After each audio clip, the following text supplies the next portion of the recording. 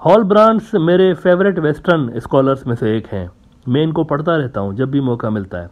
ये जो मैं अक्सर इस मुद्दे पर बात करता रहा हूँ ब्रॉडर व्यू में कि कोल्ड वार 1 के बाद अमेरिका ने मुस्लिम वर्ल्ड को कबल अज़ वक्त ही मेरे हिसाब से अपने लिए थ्रेट समझ लिया था, क्योंकि कोई भी एक मुसलमान मुल्क ऐसा दुनिया में उस वक्त भी नहीं था, आज भी नहीं है, जो कि अमेरिकन ग्लोबल ऑर्डर को चैलेंज कर सके, अपने बलबूते पे चैलेंज कर सके। और एज फॉर एज ये इशू कंसर्न है कि ये जो उम्मा का कॉन्सेप्ट है जिस पर जॉन परकिंसन ने फोकस किया था अपनी ये जो किताब थी इनकी क्लैश ऑफ द सिविलाइजेशंस, जिसको बड़ा मान्यता दी जाती है वेस्टर्न वर्ल्ड के अंदर और वहाँ पर, ये जो कलेक्टिवनेस का एक कॉन्सेप्ट है ना मुस्लिम वर्ल्ड में, वैसा भी कोई एक मुल्क या कोई एक लीडर थोड़ी था आलमी सतह पर जो कि यूं कंबाइन कर सके मुसलमानों को। तो मेरे हिसाब से पहले ही यूएस ने मुस्लिम वर्ल्ड को थ्रेट कंसीडर कर लिया था और बैटल ग्राउंड बना दिया मुस्लिम वर्ल्ड को अपने आने वाली 20 सालों की जो जंगें थी उसकी।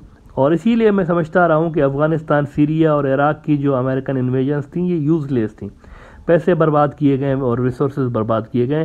हॉल ब्रांड्स ने इसी मुद्दे पर एक बड़ी कमाल की बुक लिखी हुई है, Berlin to Baghdad, America's search for purpose in the post cold war world.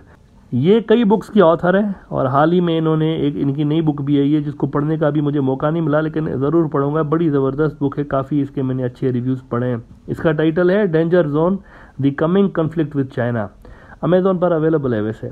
अच्छा, ये जो बंदा है ये अमेरिकन स्टेट डिपार्टमेंट, जो कि उनकी आप यूँ समझिए मिनिस्ट्री ऑफ फॉरेन अफेयर्स होती है, स्टेट डिपार्टमेंट के फॉरेन अफेयर्स पॉलिसी बोर्ड का मेंबर है and he is considered as one of the top brands regarding US foreign policy matters.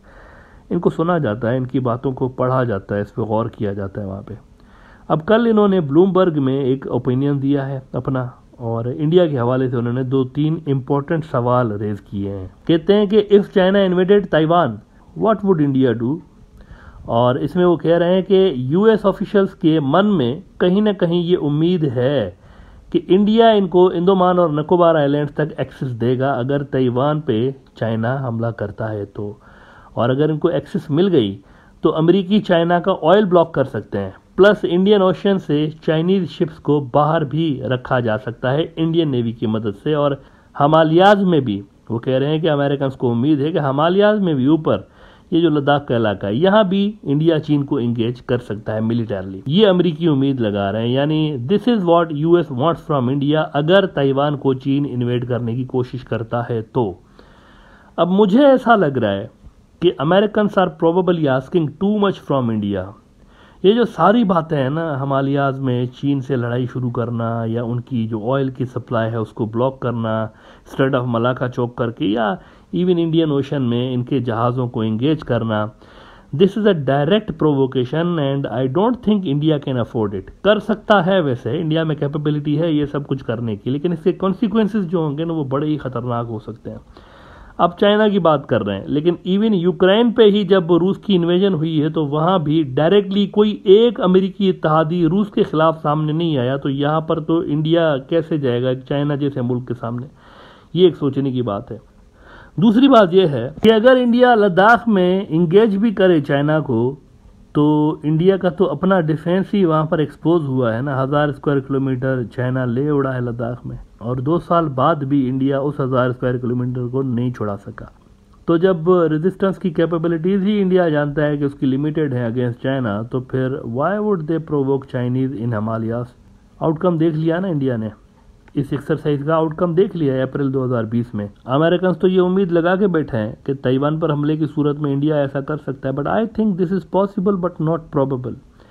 फिर ये जो ब्लॉकेड वाली बात है कि इंडिया की मदद से चाइना की ब्लॉकेड की जा सकती है, तो there is already a string of pearls around India जो कि चीन ने बनाया हुआ है। चीन ने चारों तरफ इंडिया को घेरा हुआ है। लुक एट दिस, चाइनीज़ आपको पाकिस्तान में मिलते हैं, मालदीव्स में मिलते हैं, श्रीलंका में मिलते हैं, म्यांमार में मिलते हैं। तो इंडिया अगर चीन की ब्लॉकेड करवाता है अमेरिका की मदद से, तो क्या ये मुमकिन नहीं है कि चीन खुद इंडिया की ब्लॉकेड करवा दे चारों तरफ से।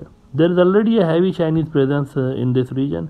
तो knowing this, why would India allow US ships to use Indian facilities for the blockade of China, जबकि उनको पता है कि हम भी ब्लॉक हो जाएंगे। हालांकि मुआहिदा मोदी साहब ने किया ज़रूर हुआ है अमेरिका के साथ कि वो एक दूसरे की जो फैसिलिटीज़ हैं वो यूज़ कर सकते हैं, लेकिन इंडिया के लिए इस अमल के कॉस्ट वर्सेस बेनिफिट को देखा जाए तो क्या ये मुमकिन है कि इंडिया इस खतरनाक मंसूबे का हिस्सा बन जाए अमेरिका के कहने पे और अपनी सॉइल को यूं चीन के खिलाफ यूज होने दे?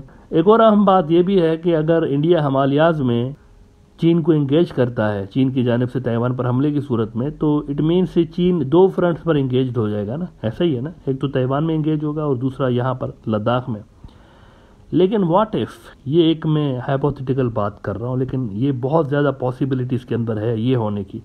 व्हाट इफ पाकिस्तान और इंडिया के दरमियान एंड टाइम पर ये जो आर्जी सीज फायर है ये टूट जाए, ड्यू टू सम रीज़न ये टूट जाए, हो सकता है, क्योंकि you never know, it's Pakistan versus India, कुछ भी हो सकता है इनके दरमियान। इंडियन और पाकिस्तानी टाइज जो है वो कभी भी स्मूथ नहीं रही। इस सूरत में तो फिर इंडिया खुद दो फ्रंट वाली जो जंग है उसमें इंगेज हो जाएगा ना, वो तो चाइना को तो छोड़ दें, ये तो इंडिया खुद हो जाएगा इंगेज यहाँ पर। सो आई थिंक ये जो सारी बातें वेस्टर्न स्कॉलर्स कर रहे हैं ना, इनको देखकर लग रहा है कि west is expecting too much from India, शायद ओवर एस्टिमेट कर रहे हैं वो इंडियन कैपेबिलिटीज़ को।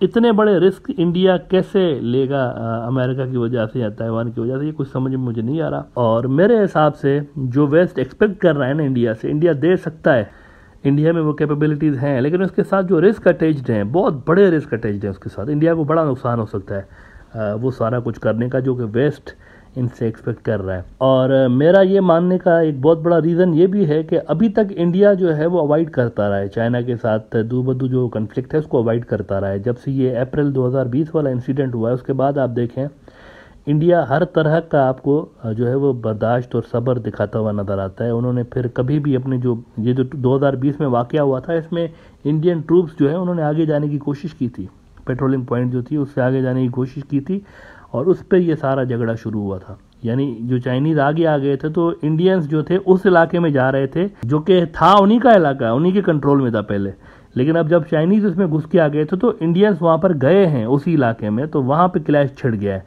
अब वो जो क्लैश था ना 2020 वाला, I think that was the turning point. India देख चुका है कि एक विल ज़रूर है चाइना के अंदर लड़ने की, विल उनके अंदर है, वो लड़ सकते हैं। उन्होंने दिखा दिया कि अगर आप लड़ेंगे तो लड़ेंगे हम भी। तो इसको देखते हुए मेरा नहीं ख्याल कि चाइना के ख़िलाफ़ इंडिया जो है वो एक हद से ज़्यादा आगे जाएगा। और अमेरिकन जो एक्सपेक्ट कर रहे हैं उनसे, I think they are expecting too much, इतना इंडिया उनको ऑफ़र करेगा नहीं।